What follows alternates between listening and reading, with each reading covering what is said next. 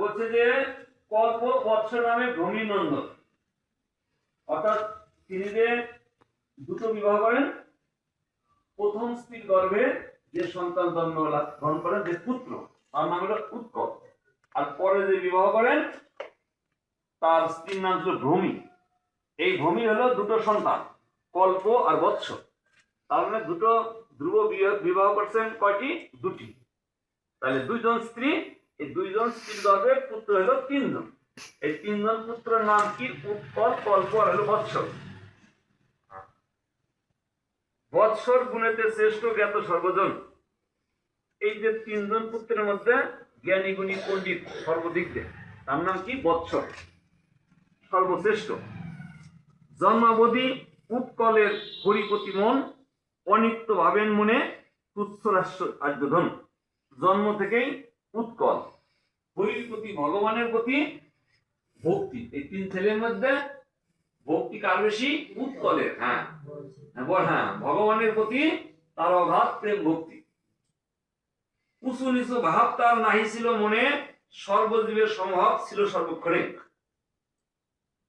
অর্থাৎ সেই উৎকল জন্মের পর থেকেই সংসারকে অনিত্য মনে করতেন। অনিত্য মানে কি? যার কোনো স্থায়ী নাই, আজ আছে কাল নাই, অস্থায়ী, তাকে অনিত্য। এই জন্মের পর থেকে বিষয় সম্পদ, টাকা পয়সা, ধন দৌলত, বাড়ি গাড়ি সবকিছুকে অনিত্য মনে করতেন কে? উৎকল। এবং তার কাছে কোনো উঁচু নিচু ভেদাভেদ ছিল না। যেমন মানুষ, পশু পাখি, কীট পতঙ্গ। এখন আমি যদি বলি যে মানুষ সর্বশ্রেষ্ঠ, এরকম ছিল না। মানুষ হোক, কুকুর হোক, বিড়াল হোক, সকলকে তিনি সমান জ্ঞানে দেখেন। কেন সমান জ্ঞানে দেখেন? জীবের সম্মান দিবে জানি কৃষ্ণের অধিষ্ঠান। জীবকে সম্মান দিতে হবে। কেন সম্মান দিতে হবে? একই কৃষ্ণ বা ভগবান যেমন মানুষের মধ্যে বিরাজমান, পশু পাখি কুকুর বিড়াল সবার মধ্যে সেই ভগবানই বিরাজমান। তাহলে বলছে যে ওই যে যেমন প্রহ্লাদ বলছে স্থাবর জঙ্গম কোথায় নাহি অন্য মূর্তি, যত্র যত্র নেত্র পরে তত্র তত্রই কৃষ্ণ স্ফুরে। তাই জীবকে সম্মান দিবে। কেন সম্মান দিবে? কৃষ্ণের অধিষ্ঠান, মানে ভগবান পরমাত্মা রূপে প্রত্যেক জীবের মধ্যে বিরাজমান। সেই জন্য উৎকল ওই উঁচু নিচু যে ভেদাভেদ তার মধ্যে নাই, সর্বজীবের মধ্যে এক ভগবানকেই দর্শন করেন।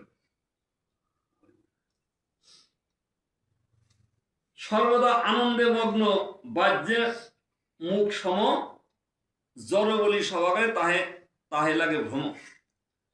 সর্বদা আনন্দে মগ্ন থাকে কিন্তু বাহ্যে মুখ বন্ধ, মানে কথা বলেন না, তাই না? যেমন জড় ভরতের একটা কথা আছে না?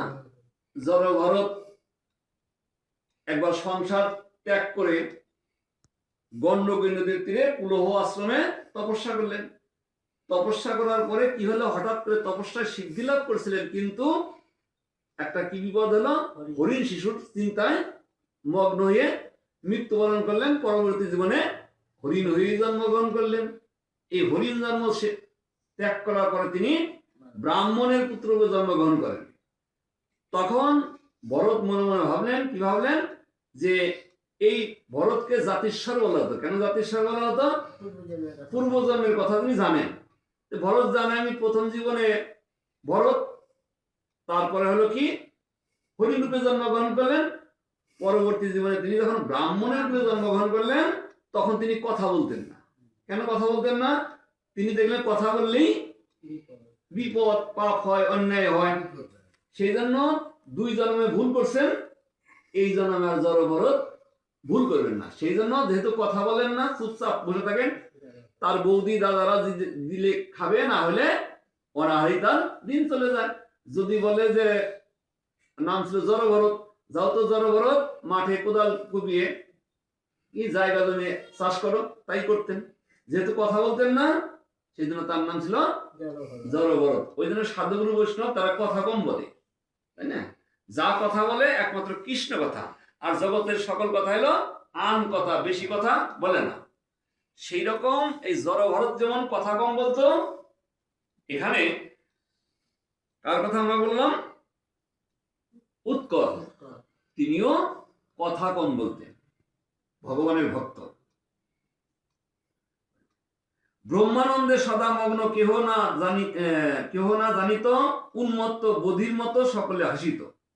ব্রহ্মানন্দের সদামগ্ন। ব্রহ্মানন্দ কাকে বলে? যিনি হৃদয়ে একমাত্র ব্রহ্মকে দর্শন করেন, সেই ব্রহ্মানন্দে আনন্দ, জাগতিক ক্ষুধাতৃষ্ণা নাই, একমাত্র ভগবানের কথা চিন্তন মনন করেন, তাদের বলে ব্রহ্মানন্দ।